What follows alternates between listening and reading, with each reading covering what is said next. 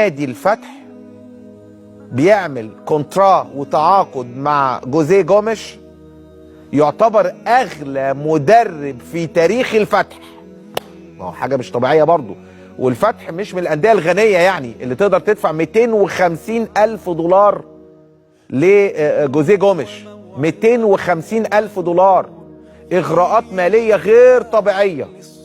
وعلى فكره الناس عماله تتريق على الدكتور حسام المندوه امين الصندوق وتقول ده ابن 100 عقبه، وده يعني ده انا بحس ان هو مولود في الزمالك.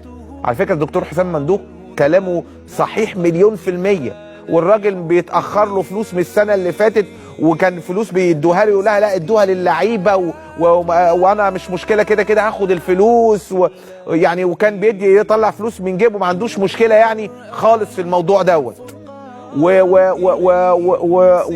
وما كانش عنده اي قرار للرحيل، وكان يقال ده جاله الاتفاق السعودي، فاكرين؟